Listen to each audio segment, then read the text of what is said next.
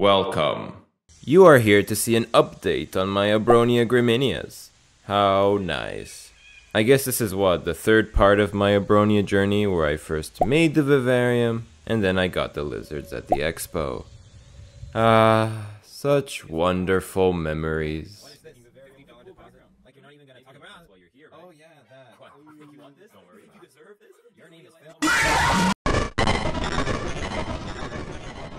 Unfortunately, I was quite busy on this day, so I only got this video of the female leaving the cork bark early in the morning.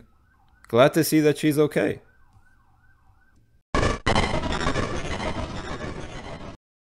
Now this is what I want to see. I wake up, come to the vivarium, and they're both out. Glad to see that they're doing well. The female is staring at my soul. And the male is basking under the T5 UVB bulb. They actually bask a lot, or spend a lot of time right under that bulb on the branch. I don't know if they're basking for the heat or just the UVB. The male looks like he's not happy that I'm here. Today is actually feeding day, and their first meal will be these nice silkworms. I chose silkworms for their first meal because they're a nice big prey item. And the female seems to be really enjoying her first meal. Seeing her eat shows me that she's doing quite well. I would feed the male if he didn't go hiding the second that I opened the door. Oh well, I'll have other opportunities to feed this very shy male. I guess I will continue to give the female her silkworms. Though crickets will be the primary food that I will be feeding them, the silkworms are more of a treat. Oh look, it's Dragoon poking his head out. I might be able to feed him today. Let's see if I can feed him. Oh nope, he's too shy. Looks like Jade wants it though. Well, the male's back in hiding. I guess Jade can have the worm. Oh yeah, this is where I'll be keeping the crickets, in this Exoterra cricket thing. If you're not too good with bugs, then maybe this reptile isn't for you, my child. Alright, looks like they're both out again. Look at them both basking together. Isn't that just adorable? I was trying to feed them crickets and one managed to escape my grasp, and the male managed to get it, see? So good news, Dragoon is eating. Also, if you have a vivarium like mine, I recommend against releasing crickets into the enclosure, and instead you should tongue feed them. But why? Why can't I just release them? Because I may or may not have released a few crickets into the enclosure, and then these crickets started eating some of my plants. So I can't have that. And also, these crickets managed to find such wonderful hiding places that my poor Abronias can't actually get them. But luckily, the Abronias did manage to eventually eat all these crickets that I let loose. So I'm not releasing crickets into the enclosure again. No, sir. This is a cool behavior that I was almost able to capture. Sometimes after misting, the Abronias will drink the water droplets off themselves, which is pretty cool. Alright, day 3, and they're just chilling. Looks like they're enjoying themselves. They really love that branch, which is right under the UVB. Just look at the head size difference. That is actually one of the ways to tell female and male Abronias apart. Male Abronias have a bigger head when compared to females, which Dragoon definitely seems to have. Jade is also getting darker, which is interesting. They are starting to become a lot more active. They're not just basking all day anymore, which is great to see. Dragoon is starting to become a lot more confident and used to my presence, because he doesn't just run away every time I open the cage.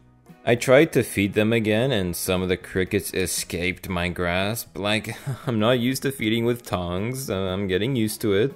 Luckily, I was able to capture this footage of Dragoon hunting this loose cricket, which is currently eating one of my plants. Sometimes it does take them a while. They don't want the prey to notice them.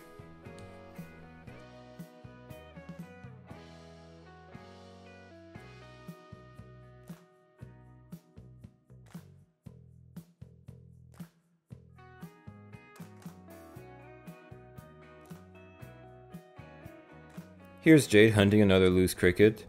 Remember, I will only tongue feed them. These crickets escaped.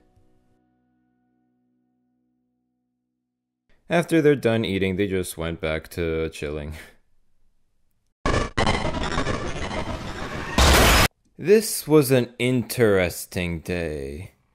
First, they were just basking together. I know, adorable.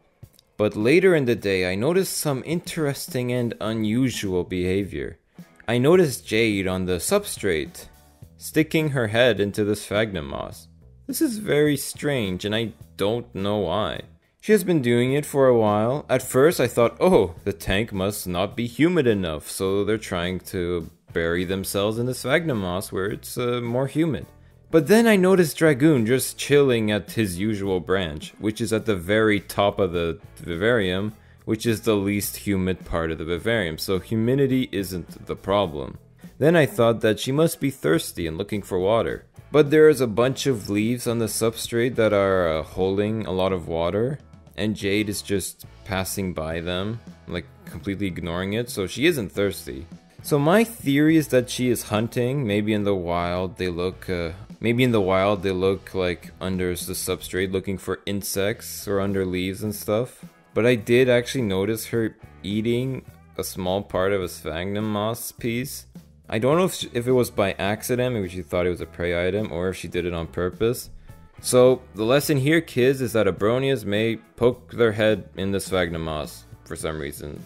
After she was done with her little adventure, she went back to chilling on her favorite branch. Good to know that everything is okay.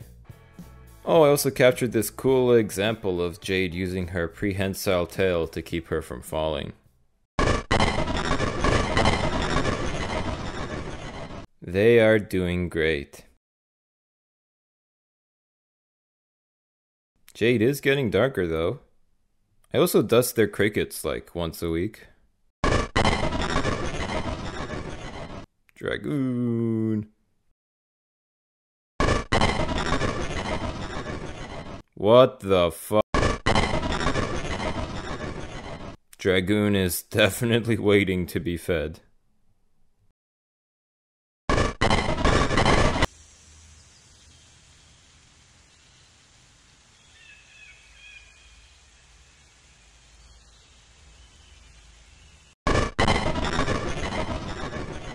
Alright, so it's been about 2 weeks and they're doing very well. I am very happy that I got the opportunity to keep this rare species. Perhaps one day I'll get babies from them. Wouldn't that be awesome? Abronia Gramineas is probably my favorite Abronia species. Then again, I haven't kept the other Abronia species. Yet.